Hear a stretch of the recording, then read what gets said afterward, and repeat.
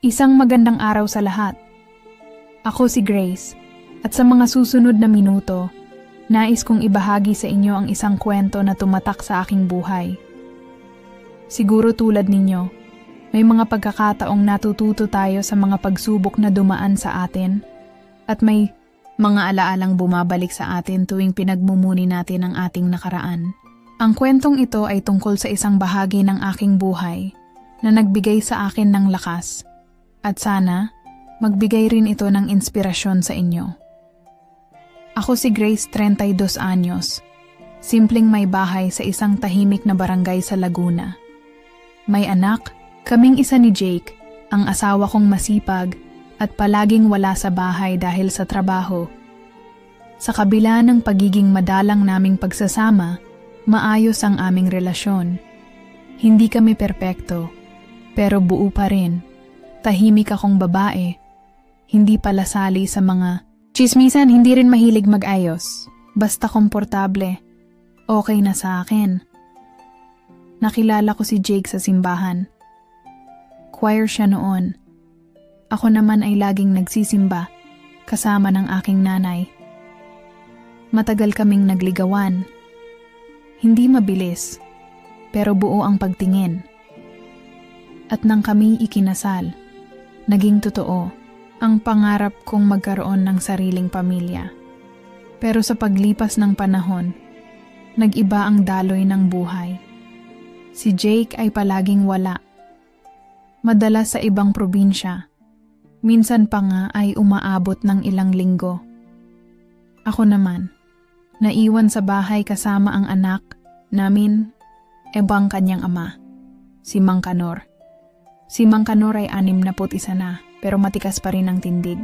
May katamtamang tangkad, malinis sa katawan. At kahit halata ang edad sa kanyang mukha, may lalim ang kanyang mga mata, parang laging may iniisip. Sa unang taon naming magkasama sa iisang bubong, wala akong masabi sa kanya. Tahimik, magalang, at napakamaalalahanin. Lagi niya akong tinatanong kung kumain na ako, kung pagod ba ako, kung may kailangan ba akong tulong. Para siyang isang tatay na hindi ko naranasan mula sa aking sariling ama. Noong una, wala akong napansin. Wala akong iniisip. Pero habang tumatagal, may mga sandaling hindi ko maipaliwanag. Tulad ng paraan ng pagtingin niya. Hindi bastos, pero may lalim. Isang titig na parang hindi lang basta pag-aalala. Minsan, habang nagluluto ako sa kusina, napapansin ko siyang nakatayo sa gilid. Tahimik lang na nakatitig habang hinihiwa ko ang mga sangkap. Kapag nagkakatinginan kami, ngingitian lang niya ako. Pero hindi agad inaalis ang kanyang tingin. May isang hapon, habang nagpapahinga ako sa sala, nakatulog ako ng hindi inaasahan. Nagising ako sa marahang pag-ayos ng kumot sa aking binti. Si Mang Kanor pala. Malamig ang hangin, baka ginawin ka? Bulong niya. Ramdam ko ang init ng kanyang palad habang dahan-dahan nitong tinakpan ang aking binti. Saglit lang yun, pero nag-iwan ng kakaibang pakiramdam. Parang may dumaan na kuryente sa aking balat. Hindi ko alam kung ako lang ang nakakaramdam. Hindi ko rin maintindihan kung bakit ako kinabahan. Pero sa tuwing naroroon siya, tila bumabagal ang paligid. May tensyon na hindi ko kayang pangalanan. Tahimik pa rin ang mundo ko. Pero may init na unti-unting gumagapang sa gitna ng katahimikang iyon. At doon nagsimula ang tanong sa sarili ko.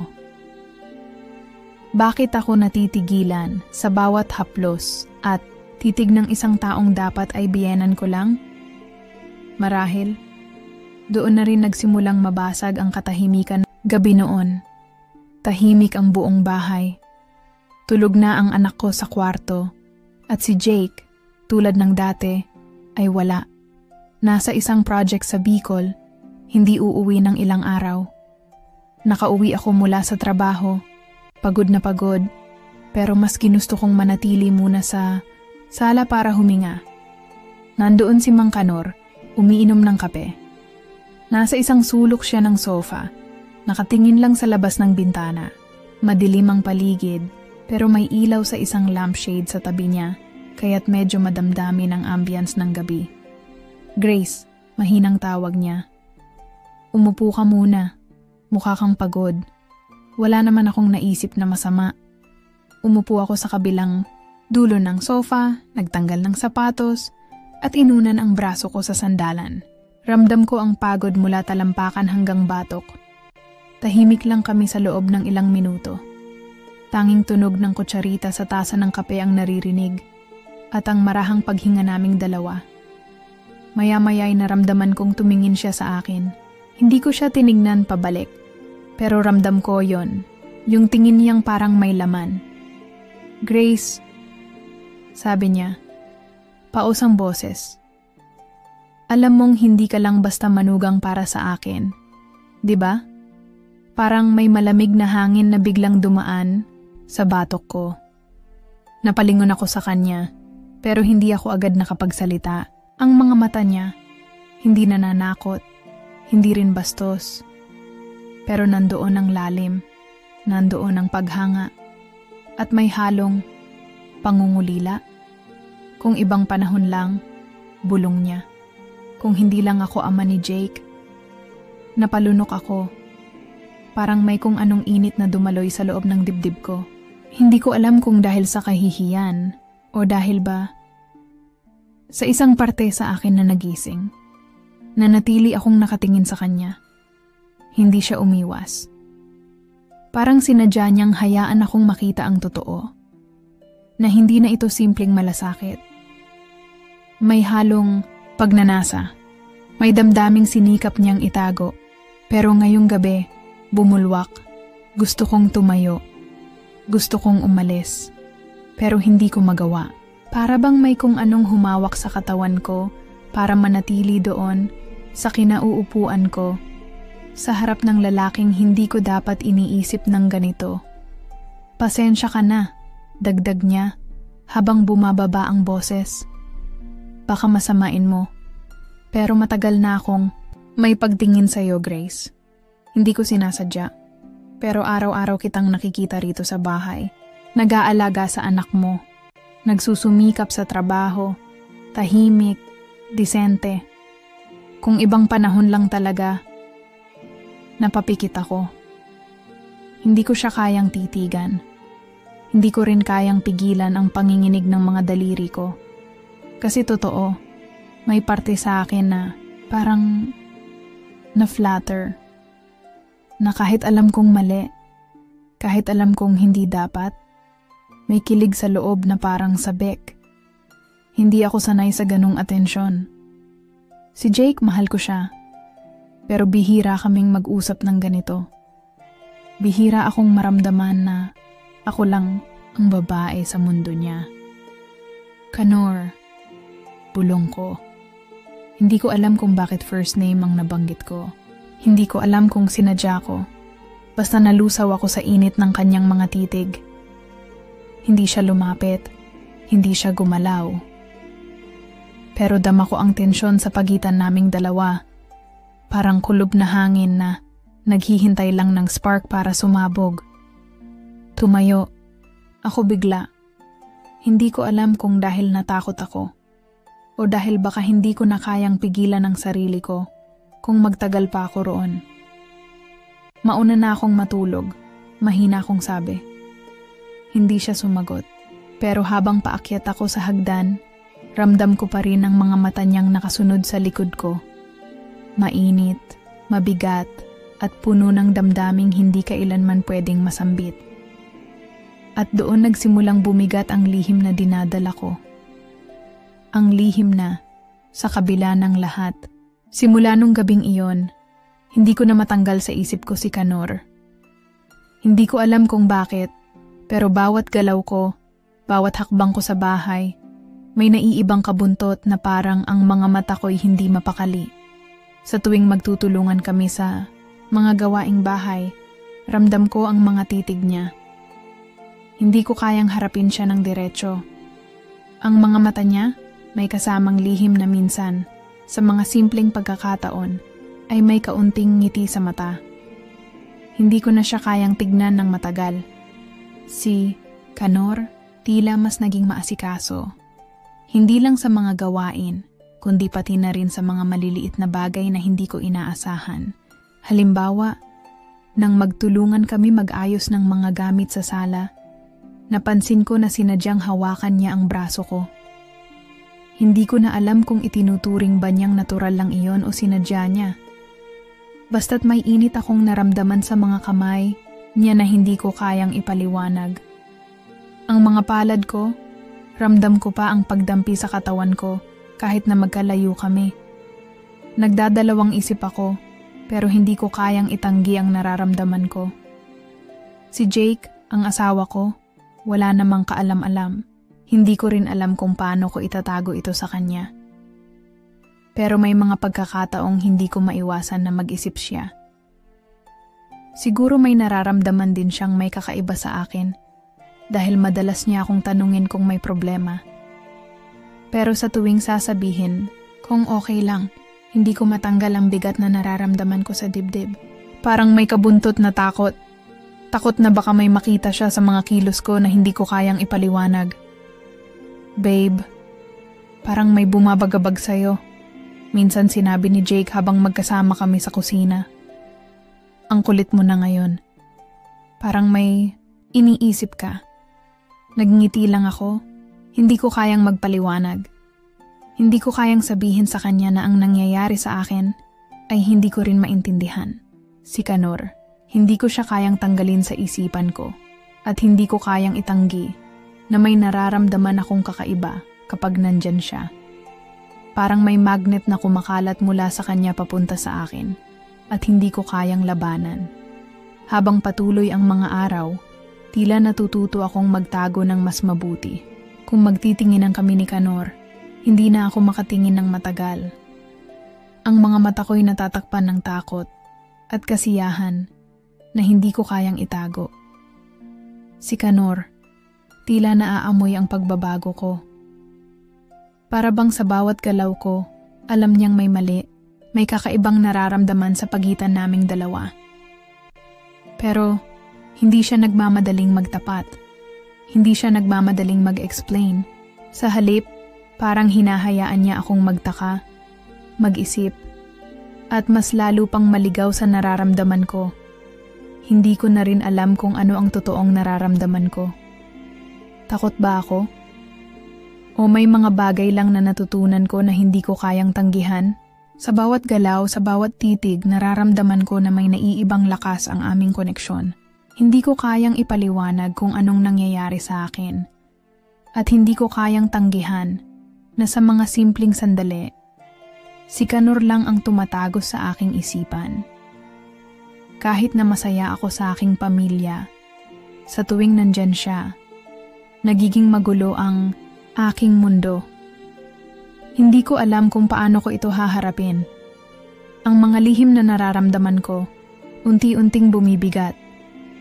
Iba na ang tensyon sa bahay ay tila lumalalim. Hindi ko na alam kung paano ko tatakpan ang nararamdaman ko. Tuwing kasama ko si Canor, may pakiramdam akong hindi ko na kayang kontrolin ang sarili ko. Sa bawat malapit na galak, sa bawat sulyap, ang puso ko ay parang nag-aalab sa isang init na hindi ko kayang ipaliwanag. Gusto ko sanang magtago, magtakip, pero ang mga kilos ko ay nagsasabi ng iba. At kahit hindi ko nasasabi, ang katawan ko ay nagsusumamo ng higit pa. Isang araw, habang abala kami sa paghuhugas ng pinggan ni Canor, nahuli kami ng kapatid ni Jake na magkausap. Wala namang masama sa eksena. Wala namang labis na pagkakalapit o kakaibang kilos. Pero para bang may malaking senyas na nagsasabing may nararamdaman kaming hindi nakikita ng iba. Ang simpleng pag-uusap na iyon ay tila nagbigay daan sa mas maraming katanungan sa aking isipan.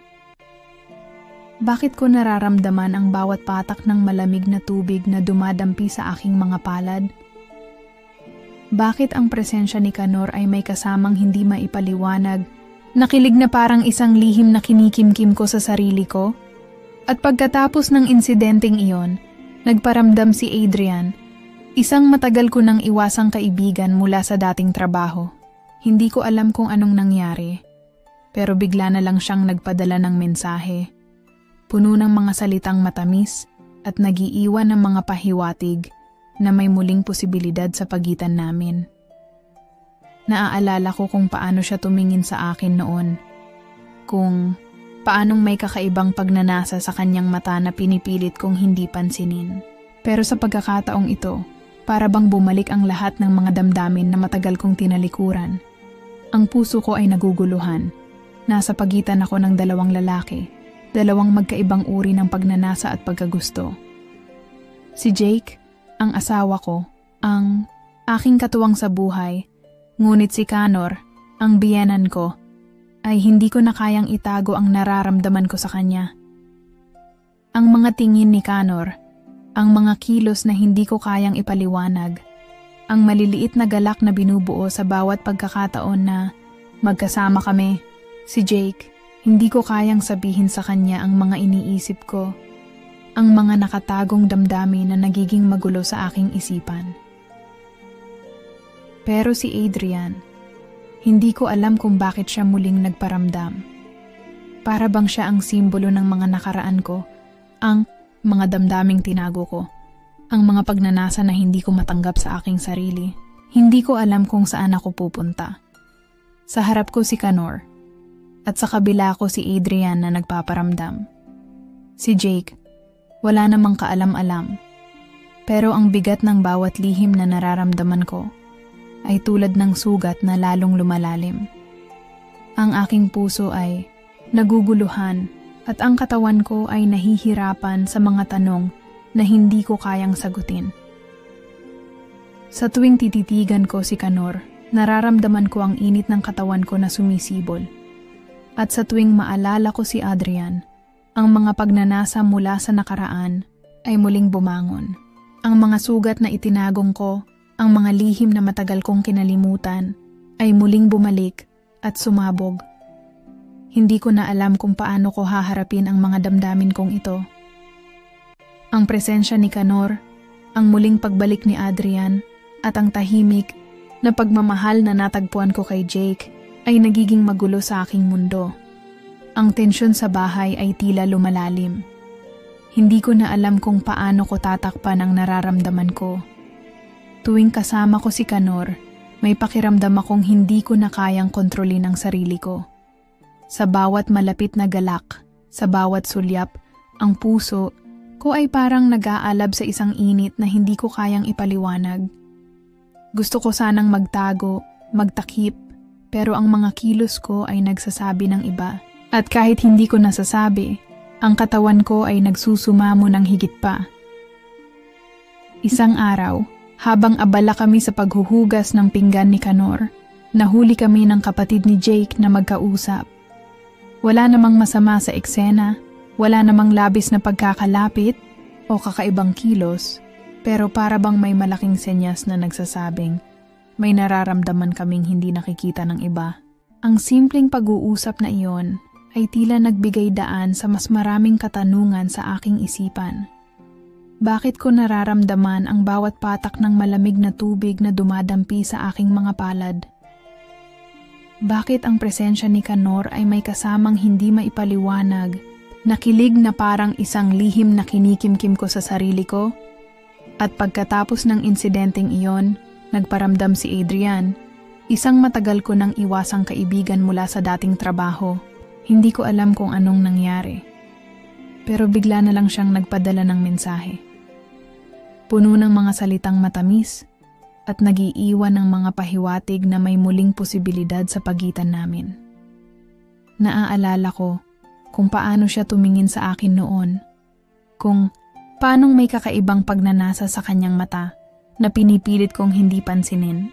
Pero sa pagkakataong ito, para bang bumalik ang lahat ng mga damdamin na matagal kong tinalikuran. Ang puso ko ay naguguluhan. Nasa pagitan ako ng dalawang lalaki, dalawang magkaibang uri ng pagnanasa at pagkagusto. Si Jake, ang asawa ko, ang aking katuwang sa buhay, ngunit si Connor, ang biyenan ko, ay hindi ko na kayang itago ang nararamdaman ko sa kanya. Ang mga tingin ni Canor, ang mga kilos na hindi ko kayang ipaliwanag, ang maliliit na galak na binubuo sa bawat pagkakataon na magkasama kami. Si Jake, hindi ko kayang sabihin sa kanya ang mga iniisip ko, ang mga nakatagong damdamin na nagiging magulo sa aking isipan.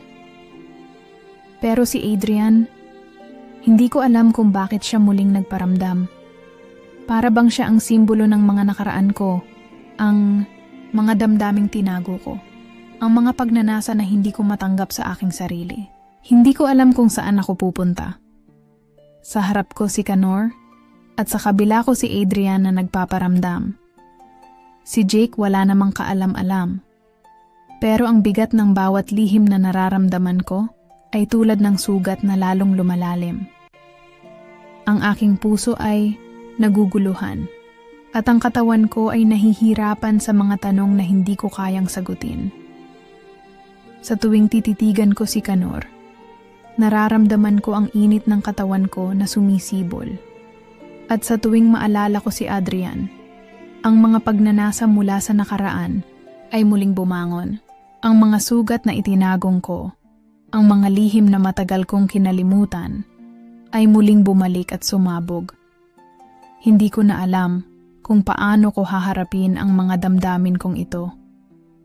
Ang presensya ni Canor, ang muling pagbalik ni Adrian, at ang tahimik na pagmamahal na natagpuan ko kay Jake ay nagiging magulo sa aking mundo.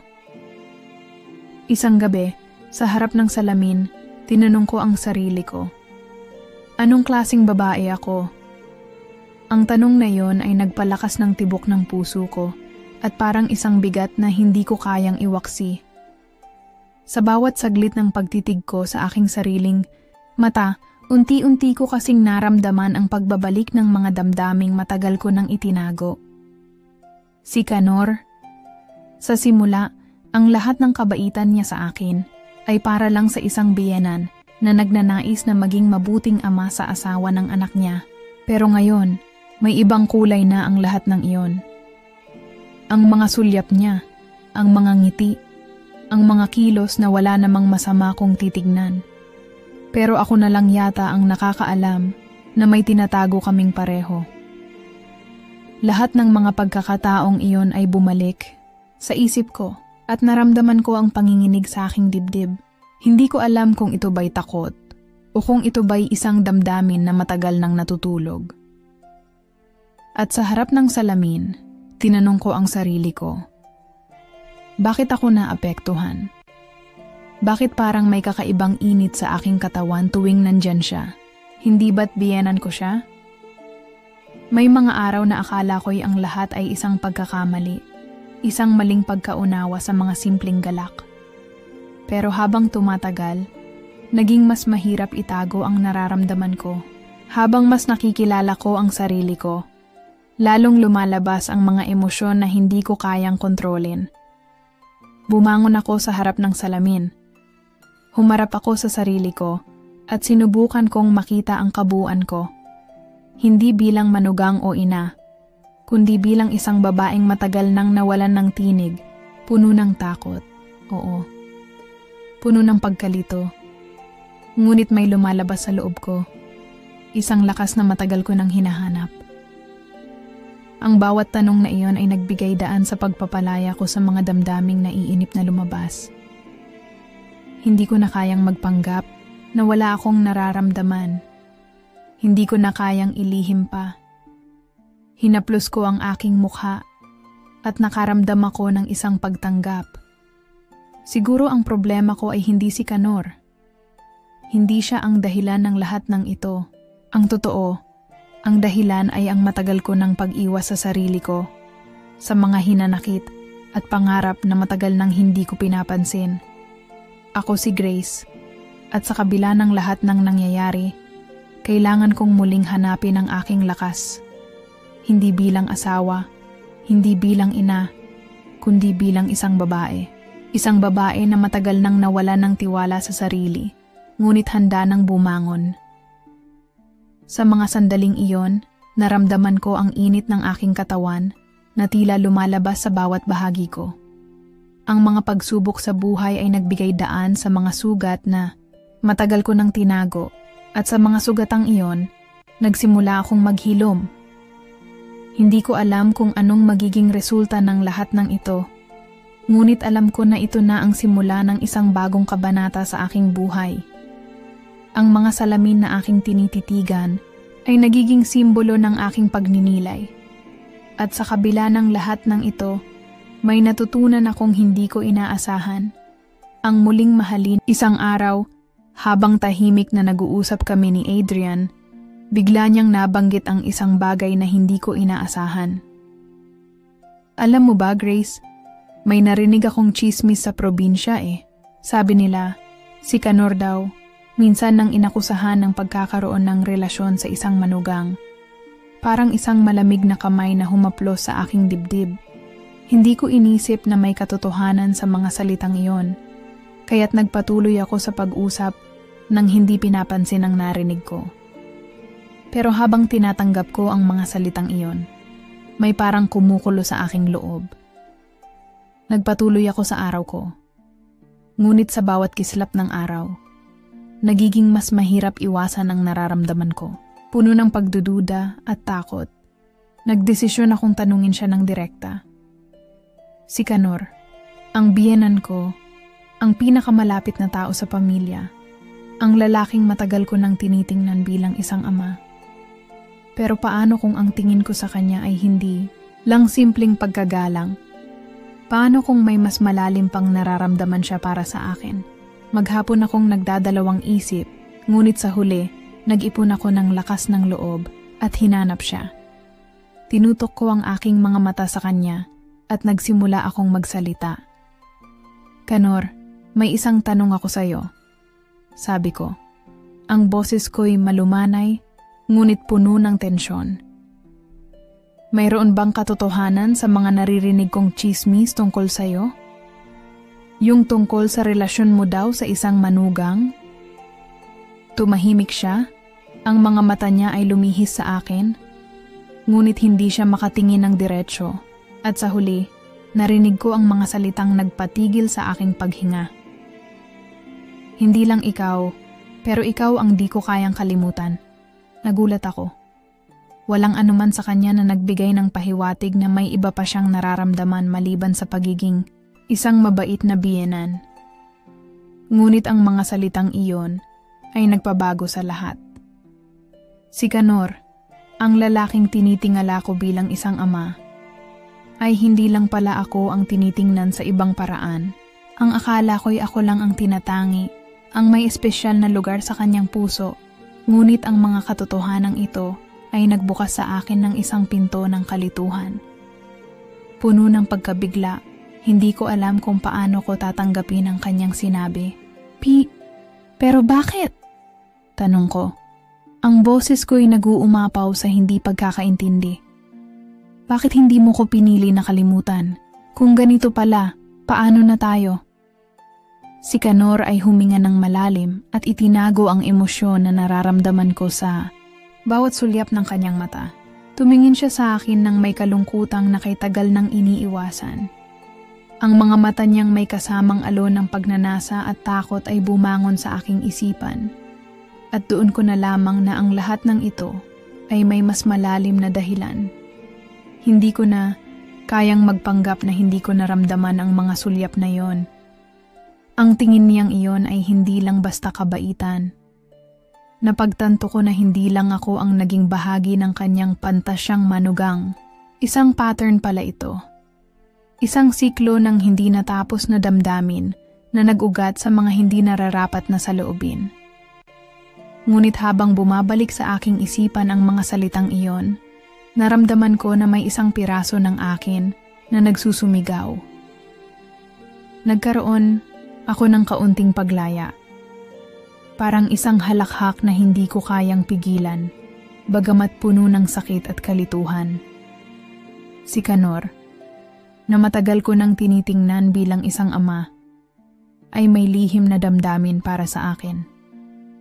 Ngunit ako, isang araw habang nagsasagawa ako ng mga gawain sa bahay, narinig ko ang tunog ng pinto.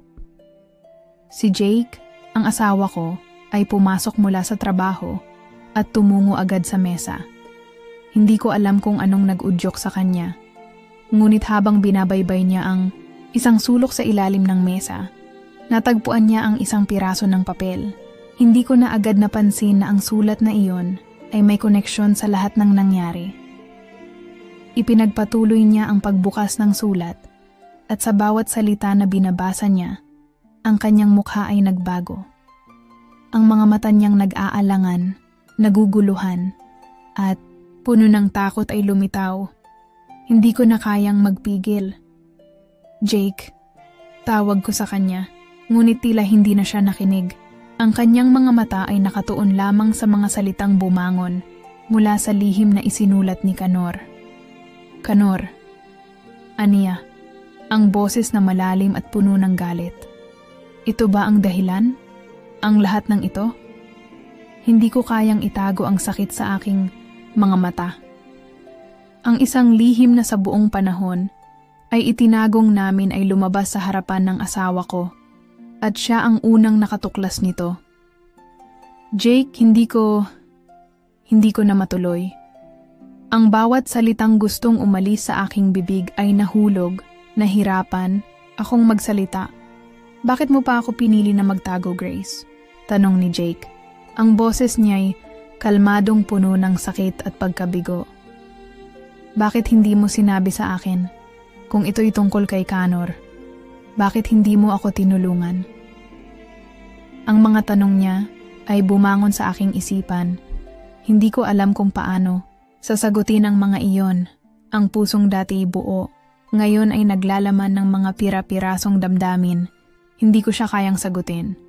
Tumulo ang mga luha ko, at nang hindi ko na kayang pigilan pa, binagsak ko ang aking mga saloobin. Hindi ko na kayang itago pa, Jake. Hindi ko alam kung anong nangyari. Ang nararamdaman ko para kay Kanor, hindi ko kayang kontrolin. Ngunit hindi ko rin alam kung paano ko dapat haharapin ang lahat ng ito. Nakatingin si Jake sa akin, hindi makapaniwala. Ang mga mata niyang puno ng galit at takot ay hindi ko matanggihan. Bakit ngayon lang? Bakit hindi mo sinabi? Ang totoo, Jake, ang boses ko ay halos maglaho sa sobrang sakit. Matagal ko nang alam. Matagal ko nang nararamdaman. Ngunit hindi ko alam kung paano ko haharapin ang mga ito. Hindi ko kayang magtakip ng mga nararamdaman ko. Ngunit natatakot ako sa mga kahihinatnan nito. At doon, naramdaman ko ang isang bagay na hindi ko inaasahan. Bigla na lamang niyang itinapon sa aking harapan ang sulat ni Kanor. Ang mga salita ng mga pangarap na kung hindi lang siya ama ko, kung paano niya ako tinatangi. Tila ang lahat ng iyon ay umabot sa punto ng pagsabog at ngayon, ako ay nasa ilalim ng isang sumasabog na pagkatalo. Grace, sabay labas ng boses ni Jake na halatang nasasaktan na. Masyado ba akong bobo para makita ito? Ang mga galit na nararamdaman ko kay Kanor, kaya't lahat ng ito. Ngunit sa kabila ng galit na iyon, hindi siya tumigil. Sa totoo lang, matagal ko nang alam ang lahat. Ang mga salitang iyon ay nagpatigil sa aking hininga. Matagal na palang alam ni Jake ang ugali ng ama niya. Hindi ko kailanman inisip na siya ay makakaalam. At hindi ko rin inisip na kaya niyang gawing tahimik ang mga bagay na ito. Dati, nagtakip siya sa mga saloobin, sa lahat ng lihim na nararamdaman ng kanyang ama. Nagtiis ako, Grace, dahil ayaw kung saktan ka. Ayaw ko ng ganitong pain, sabi ni Jake. Ang boses niya ay may halong pagsisisi at galit. Ngunit hindi ko na kayang manahimik. Nagkatinginan kami at sa mga sandaling iyon, naramdaman ko ang bigat ng lahat ng ito. Ang lahat ng takot, ang galit, ang hindi pagkakaunawaan ay nagbulusok mula sa aming mga mata. Hindi ko alam kung paano ko haharapin ang mga susunod na araw. Ngunit isa lang ang sigurado, hindi na kami makakabalik sa dati. Ang pagsabog ng katotohanan ay nagdulot ng pagkawasak. Ngunit sa kabila ng lahat ng iyon, tila nag-uumapaw pa rin ang isang piraso ng pag-asa. Matapos ang lahat ng naganap, may mga oras na hindi ko matanggap kung anong klaseng pagkatalo ang nararamdaman ko. Ngayon sa harapan ni Connor, ako na mismo ang humarap at nagbigay ng linaw sa aming relasyon. Hindi na ako natatakot. Hindi mo na ako kailanman matitingnan ng ganun ulit, ang matalim kong sinabi, na may pagkakasigurado sa bawat salitang lumabas sa aking bibig. Hindi ko na kailangang magtakip pa. Ang lahat ng ito ay natapos na. Ang mga alalahanin, ang mga takot na nagpadilim sa aking puso, ngayoy naglalaho. Si Connor, bagamat nakayuko, hindi ko kayang tingnan ng may awa. Hindi ko na kailangan ng mga paliwanag mula sa kanya. Ang mga salita ng mga pangako na noon ay matamis na tinanggap. Ngayon ay walang halaga. Pinipilit kong ilabas ang mga emosyon ko na matagal ko nang itinagong. Hindi ko na kailangang magtakip. Hindi ko na kailangang manahimik. Tinutok ko ang aking mga mata kay Connor. At sa huling pagkakataon, iniwasan ko ang bawat sentimiento na nag-uugnay sa amin noon. Nasa likod ko si Jake. Hindi ko alam kung ano ang nararamdaman niya sa mga sandaling iyon, pero alam ko, siya na ang humarap kay Connor. Siya na ang nagdesisyon na ipadala ang ama pabalik sa probinsya, kung saan sanay magkakaroon siya ng pagkakataong magbago o sanay matutunan niyang magpakumbaba.